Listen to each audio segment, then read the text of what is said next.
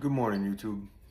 All right, so I'm gonna go on here talking about today Brandon and Mary off of 90 Day Fiancé. Holy shit, you guys! Brandon and Mary off of 90 Day Fiancé. I'm not into reality TV. My wife keeps up on it because she's from the Philippines. I've lived in the Philippines. I went through a similar situation. That's my story. I haven't put it on here yet. I'm just starting my YouTube channel back up. This is the second video. I posted my first one last night, just kind of giving an overview about what I'm going to be talking about. And over the past few months, my wife's been showing me the story of this young guy with seemingly no life experience who met a Filipino woman online and sent her $60,000 to rebuild her family's home after it got wiped out in a typhoon in the Philippines. This is very common.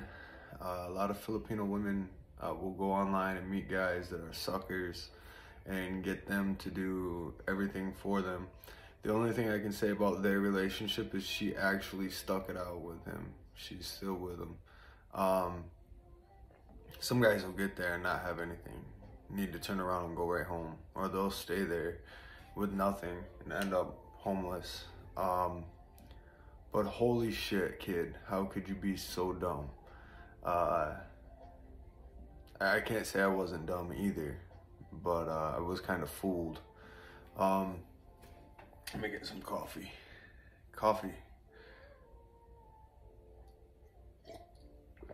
I'm in Michigan, it's cold. Can't wait to get back to the tropics pretty soon here. And I'm gonna be living good. My two children are sleeping inside, both half Filipino, Phil-Am.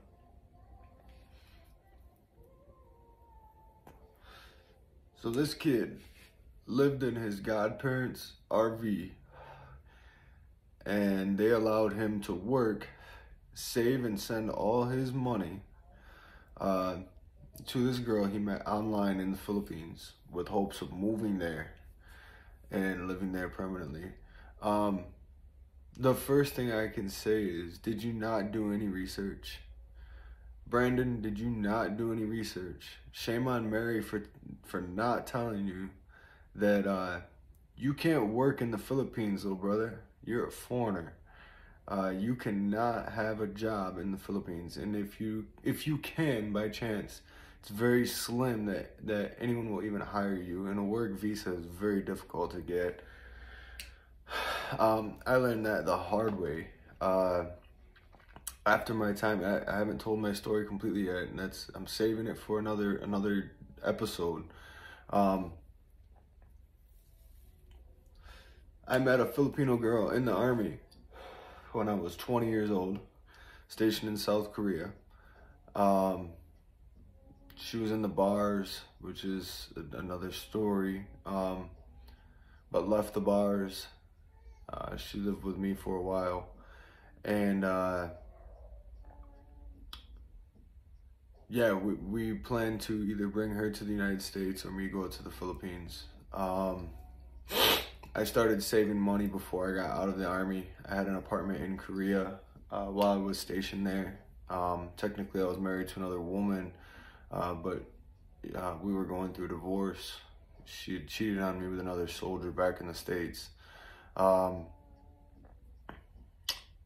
went home 2011 at age 21. Had a hard time finding a job.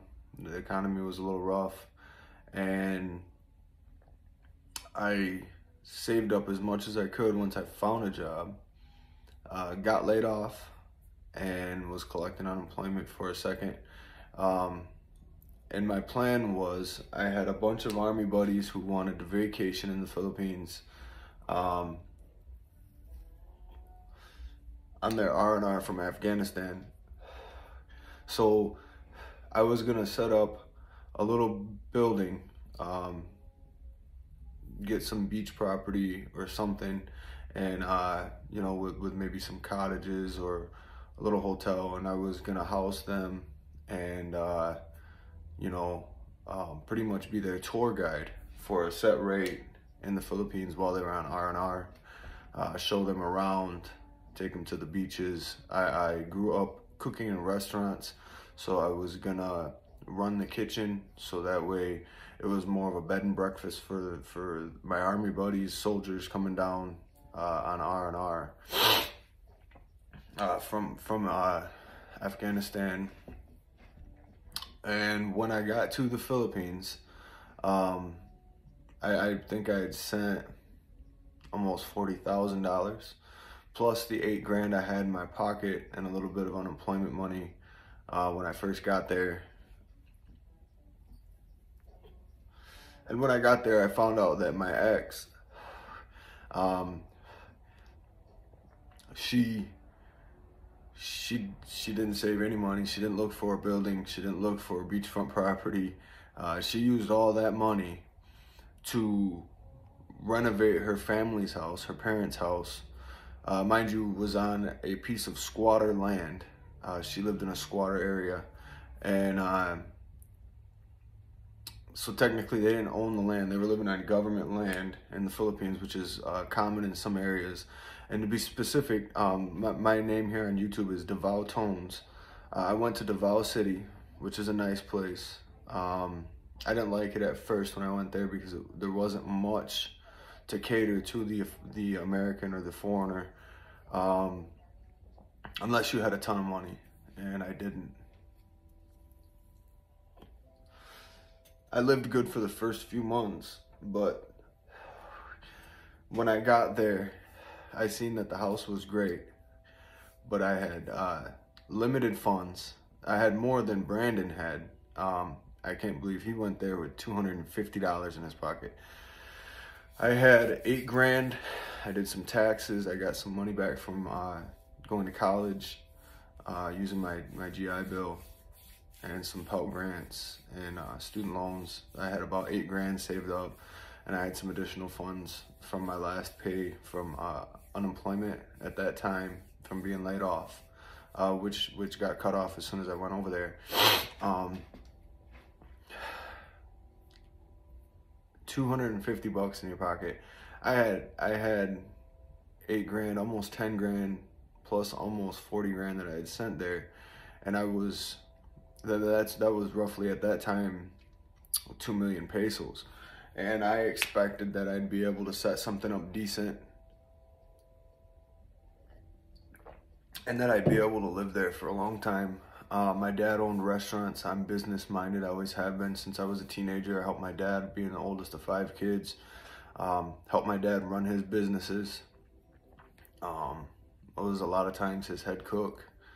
Even growing up, I learned to cook at 13 on the line in a restaurant through a close friend of the family who's like a grandfather to me.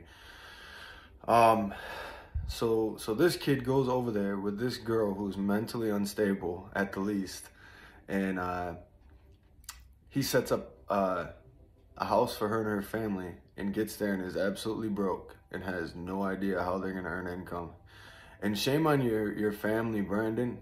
This goes to all of them, and I'm not trying to start any controversy online. Shame on your family for allowing you to do that. Any research would have told you you can't work overseas in the Philippines. You can't work there. Even with a spousal visa, I think it's called a 13A or a balikbayan visa, it's still hard to work. And if you can, you may be able to land a job in a call center. And this is a little advice going forward, but you can't work there, buddy. So I learned that the hard way. Got there and lived good for the first few months, and we set up a little sorry store. I opened 2 restaurants. One was an eatery I wanted to do Mexican American food out of, in a foreigner prone area, which is this. And getting there, I didn't know this, but I was in a hurry. I was in a rush, and a place that I found there to be a lot of foreigners was the San Pedro district of Davao City, close to Bancarohan. If you've been to Davao, anyone watching this, you know where this is. I found a little stall in a place that, you know, does it for commercial use, that rents for commercial use between San Pedro and Magallanes. It was like a little corridor, a little alleyway covered. There was dining space, there were stalls, you could hook up your cookers, your electric. And I wanted to serve Mexican-American food. If I was smart, I would have done my own version of Minute Burger there, which jams for a business. They just do a simple burger. It's a simple patty on simple buns with the simple ingredients. But I didn't. I wanted to do tacos and do this and that. That lasted about 6 months, if that. There were foreigners there, but not the foreigners that I was looking for, because during the day, San Pedro is nice. City Hall's right there. I believe I've seen, at the time, Mayor Duterte riding his motorcycle down San Pedro. He frequents that area. Great guy, President Duterte now, former president. Did great things for the Philippines. I love that guy. He's a real cowboy. He's a tough guy.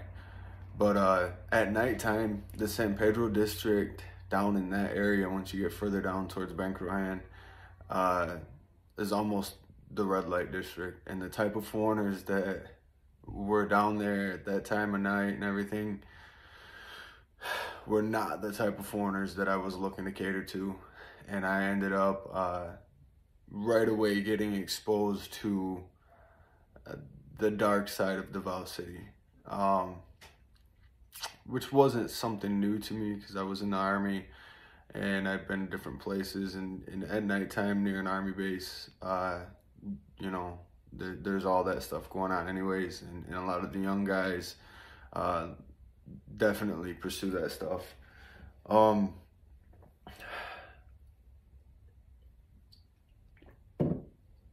I found that the food that I wanted to prepare, I couldn't get the ingredients for anywhere.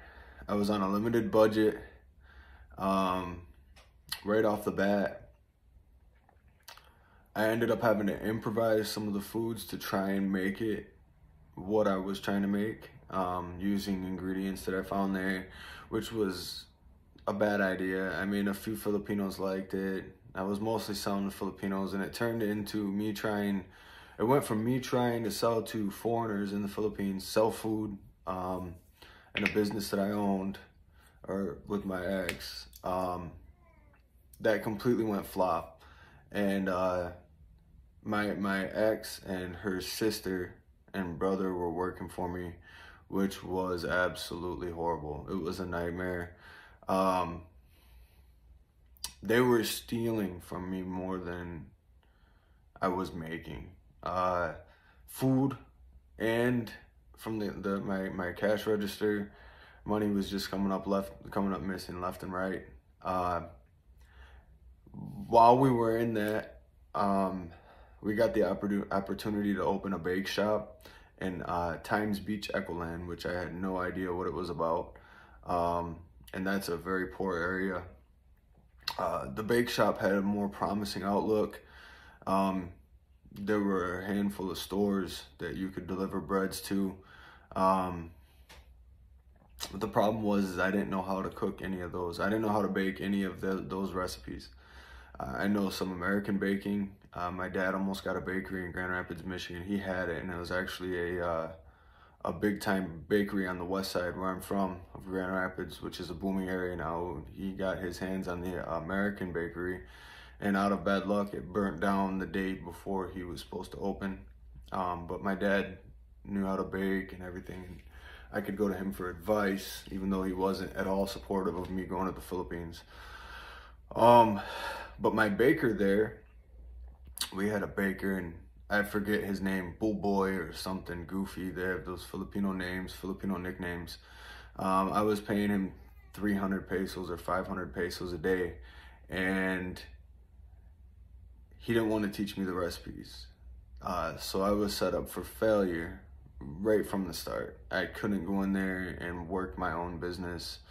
I had to sit there and watch my cash drawers. And in the midst of this, we shut down the other restaurant, me and my ex, in San Pedro, because I just wasn't working. The bakery was more promising, if that. I mean, you're talking about going from having thousands of dollars and expecting to be able to run a business where you've got a piece of land by the beach, foreigners, American guys, soldiers coming down on R&R who are gonna drop a couple grand each, in groups of probably 10, who are all gonna take R&R together and drop thousands of dollars, you know, to be able to stay somewhere and kind of have a package deal, to making 150, 200, 300 pesos profit a day, if that. Sometimes our profits barely covered our jeepney fare, which, if you've been to the Philippines, that is a nightmare. And we had a sorry store at the house, at my ex's house, and her family were just poor and uneducated, money hungry people. I can't bash them too much. I don't want to get myself in trouble in the Philippines. The mother, my ex's mother, after we set up the sorry store, and I mean, I put money into modifying the front of the house to be a little room for the store. I probably put over $1,000 in stock. She fought me for that store. She threw a big fit. She thought the store should be hers, even though she didn't put any money into it. They don't look at it as you're helping them, you're taking care of all the bills, you just help. I guess my money went into the house. It built a whole second floor and expanded and renovated the entire first floor.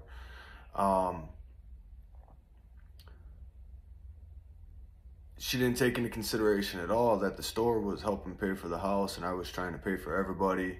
And maybe she didn't know I was as broke as I was, that my ex did that to me. Or maybe she did, I have no idea. But she fought me for the store, and eventually I just said, you know what, take it. This ain't my house, this ain't my land, this ain't my country. I'm nothing I can do. You will learn to get a grip on that reality right there.